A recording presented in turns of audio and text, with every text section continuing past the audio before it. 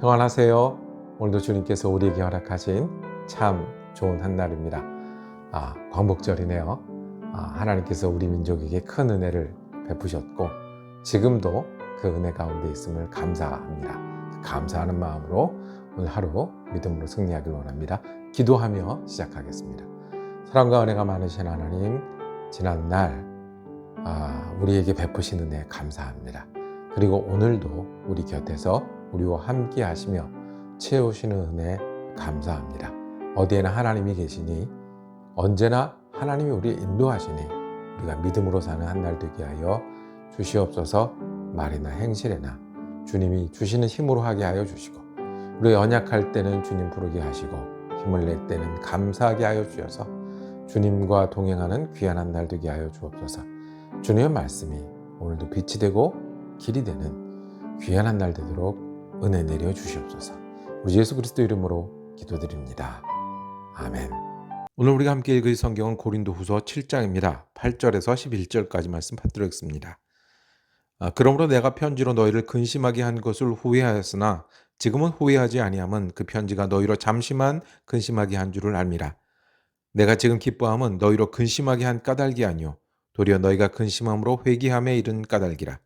너희가 하나님의 뜻대로 근심하게 된 것은 우리에게서 아무 해도 받지 않게 하려 함이라. 하나님의 뜻대로 하는 근심은 후회할 것이 없는 구원에 이르게 하는 회개를 이루는 것이요 세상 근심은 사망을 이루는 것이니라. 보라, 하나님의 뜻대로 하게 된 이 근심이 너희를 얼마나 간절하게 하며 얼마나 변증하게 하며 얼마나 분하게 하며 얼마나 두렵게 하며 얼마나 사모하게 하며 얼마나 열심 있게 하며 얼마나 벌하게 하는가. 너희가 그 일에 대하여 일체 너희 자신의 깨끗함을 나타내었느니라. 아멘. 오늘 함께 읽으신 말씀을 중심으로 하나님의 뜻대로 하는 근심이라고 제목 정하고 은혜 나누기를 원합니다. 오늘 성경에는요, 이 어울리지 않는 두 단어가 만납니다. 하나님의 뜻이라는 밝고 힘 있고 소망이 넘치는 이 내용과 근심이라고 하는 짐이 되고 어렵게 하고 어두운 단어가 만납니다. 하나님의 뜻대로 하는 근심이 있다고 합니다. 그런 것이 어떤 것일까요? 사도 바울은 내가 너희를 근심하게 하였다 그랬습니다. 8절에 내가 편지로 너희를 근심하게 하였다. 그런데 그것을 후회하지 않는다고 말합니다. 실제로 고린도 교회에다가 바울은 야단을 쳤습니다. 고린도 전서를 보면 잘한다는 얘기가 아니라 돌이키라는 얘기입니다. 또 바울은 방문하기도 했던 모양이에요. 방문했을 때 갈등도 있었고 직접 만나서 야단도 쳤다라는 겁니다. 그런데 그 근심이 하나님의 뜻대로 하는 근심이었다고 말씀합니다. 그리고 하나님의 뜻대로 하는 근심은 세상 근심이 후회하게 만들고요. 세상 근심이 어렵게 만들 때 하나님의 뜻대로 하는 근심은 구원을 이룬다고 말씀을 합니다. 그러니까 근심이 두 가지가 있네요. 무엇을 먹을까? 무엇을 입을까? 어떻게 일할까? 저 사람과 어떻게 하고 경쟁을 어떻게 하고 시간을 어떻게 할까? 우리가 근심이 끊이지 않습니다. 그런데 이런 것을 세상 근심이라고 하면 하나님의 뜻대로 하는 근심이 있습니다. 어떤 걸까요? 이 고린도 교회 사람들이 했던 것처럼 어떻게 하면 하나님의 뜻대로 살까? 어떻게 하면 예수를 더 잘 믿을까? 어떻게 하면 내가 예배를 더 잘 드릴까? 어떻게 하면 순종을 더 잘할까? 어떻게 하면 예수님이 원하는 그 일들을 말씀을 증거하고 사랑을 실천하는 일들을 할까 하는 그런 근심이 있었던 거예요. 고린도 전서 내용을 보면 너희가 싸우고 있구나. 돌이키라고 얘기를 하는 거죠. 너희가 은사를 자랑하는구나. 아니야, 너희가 사랑이 부족하다고 얘기를 합니다. 너희가 윤리적으로 아무 음식이나 먹는구나. 아니야, 이게 우상숭배한 음식인지 가려야 해. 너희가 뭐 결혼하고 사는 일들을 너희 좋은 대로 하는구나. 아니야, 예수 믿는 사람들은 하나님의 뜻이 어디에 있는지 그리고 그것을 이루려고 노력해야 된다라고 말씀을 합니다. 그것이 뭐예요? 하나님의 뜻대로 하는 근심입니다. 여러분과 저는 하나님의 뜻대로 하는 근심이 있습니까? 더 잘 믿으려고. 예수 믿는 사람이라면 이런 마음의 태도여야 되는데 예수 믿는 사람들이라면 이런저런 일도 할 수 있어야 되는데 이 일을 순종하면 어떻게 될까? 어떻게 순종할 수 있을까? 또 그 다음에 무슨 일이 올까? 하나님의 뜻대로 하는 근심이 있다고 합니다. 그리고 이 근심은 다른 근심은 우리를 스트레스를 받게 하고요. 다른 근심은 우리를 어렵게 하고요. 다른 근심은 우리를 아프게 하지만 이 하나님의 뜻대로 하는 것이면 우리의 구원이 된다고 말합니다. 하나님이요, 우리가 하나님 앞에서 이 마음을 다해서 어떻게 할까? 무엇을 할까? 그렇게 하지 못했구나. 나는 왜 이렇게 되지? 돌이켜야지 하는 이 근심하는 걸 원하신다는 그 뜻은 일관된 겁니다. 시편에 보면 마음이 상한 자를 가까이 하신다고 그랬어요. 중심에 통회하는 자를 돌아보신다고 해요. 구원하신다고 그랬어요.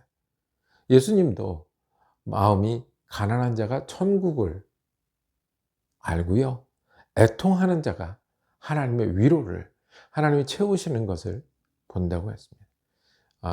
하나님의 뜻대로 하는 근심이 있는 사람이 하나님의 뜻대로 살기도 하고 하나님의 뜻을 이루어 가기도 합니다. 우리에게는 근심 가방이 있어요. 이 근심 가방은 정말 근심으로 채워요. 여러분들의 근심 가방 속에는 어떤 근심이 있습니까? 자녀나 가족 때문에 있는 근심이 있습니까?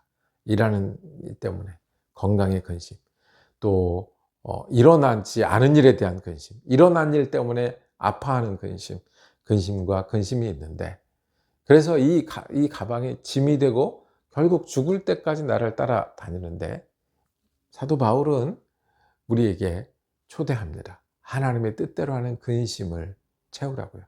무엇을 먹을까, 무엇을 일할까, 사람은 어떻게 할까를 덜어내고 거기에 내가 어떻게 예수를 따르는 사람이 될까? 내가 어떻게 사랑과 화평을 실천하는 사람이 될까? 내가 어떻게 시간을 쪼개서 주님을 기억하는 사람이 될까? 그러면 11절에 내가 이렇게 근심하게 한 것을 후회하지 않는데, 이 근심하게 돼서 11절에 너희가 간절하게 된 거예요. 근심하기 전에는 내가 잘난 줄 알고 바른 줄 알았는데 하나님 말씀 앞에 서고 또 하나님 뜻대로 어떻게 살까 근심하다 보니 우리가 하나님 앞에 간절한 마음으로 따르는 사람이 된 거죠. 변증하게 하며, 이 변증은 누구를 위한 변증이에요? 바울에 관한 변증, 바울이 전한 복음에 관한 변증이에요. 바울을 가지고 싸우고 의심하다가 이제는 관계가 새로워지는 거예요. 분하게 하며 내 속에서 옳은 일, 바른 일, 하나님의 뜻을 일하게 하면서 일어나는 게 있단 말이에요. 두렵게 하며 사모하게 하며 내가 하나님의 일을 하려고 마음에 거기에 마음을 쏟기도 하고 바라기도 하는 거예요. 그래서 어떻게 해요? 근심한 일이 우리를 살리는 일이 되었다라고 말씀을 합니다. 여러분들의 근심 가방에는 어떤 근심이 있습니까? 오늘 근심 가방에 하나님의 뜻대로 어떻게 할까?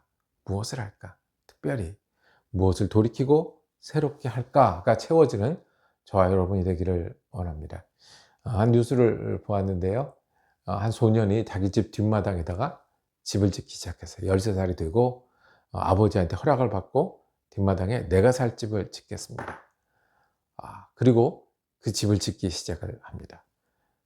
다른 친구들은 여름방학 때 게임을 하느라고 정신이 없어요. 놀러 나가느라고 정신이 없어요. 일어나면 불평을 하고 무엇을 먹을까, 어떻게 놀까, 누구를 만날까 할 때 이 친구는 자기 뒷마당에 집을 짓는 일에 매달리기 시작을 했어요. 공부도 해야 됐어요. 조사도 해야 됐어요. 그리고 이 뒷마당에 돈을 벌기 위해서 남의 집에 가서 잔디도 깎아주고 돈을 받기도 했어요. 옆에 집에 문을 두드려서 내가 할 일이 없겠습니까? 차고를 청소해주고, 그러면서 배운 게 있어요.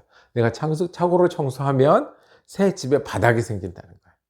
내가 남의 잔디를 깎아주면 새 집에 칠을 할 수 있다는 거예요. 그리고 아는 사람이 집에 가면 재활용할 것이 없나, 널판지가 없나, 유리가 없나 살피는 일이 시작이 되었어요. 똑같은 시간을 보내며 똑같은 방학을 보내며 이 13살짜리 소녀는 1년 동안 어떻게 내 집을 만들까, 어떻게 돈을 장만해서 집을 더 꾸밀 수 있을까. 그래서 1년 만에 이 집을 지었는데요. 근데 그동안 친구도 못 만나고 다른 일도 하지 못했는데 오히려 이 집을 때문에 이 집에 대해서 소개하면서 다른 사람을 만나기 시작해요. 이 집을 보러 동네 사람들이 오면서 새로운 세대를 넘어서 새로운 분들과 이야기를 나누기 시작을 해요. 그리고 이 집을 지으면서 나는 마음을 모두고 준비해서 차근차근 집을 세워 나가듯이 인생을 그렇게 세워 나가야 된다는 것을 배워요. 여러분들은 어떤 집을 짓고 계십니까? 여러분들의 근심 가방에는 어떤 근심이 있습니까? 오늘 저와 여러분이 주님이 원하는 심령이 되기를 원합니다. 어떻게 예수를 따를 수 있을까? 어떻게 저 잘 믿을 수 있을까? 성경에서 말한 것처럼 그때 우리는 돌이키고 회개할 수도 있고요. 그때 우리 마음속에서 새로움이 일어날 수도 있고요. 하나님이 채우실 수 있습니다. 저와 여러분의 근심 가방에 하나님의 뜻대로 살고자 마음을 쏟고 방법을 찾고 애를 쓰는 그런 하나님의 뜻대로 하는 근심을 채우는 저와 여러분 되길 원합니다. 그래서 구원받은 사람답게 구원의 맛을 느끼고 구원을 찬양하며 살 수 있는 귀한 한 날 되기를 축복합니다. 기도하겠습니다. 주님, 세상에 염려하며 삽니다. 항상 돌아서면 염려하고 후회하고 근심이 끊이지 않을 때 우리가 주님을 따르는 사람임을 기억하게 하여 주시옵소서. 그래서 어떻게 하면 더 잘 믿을까? 어떻게 하면 주님을 증거할까?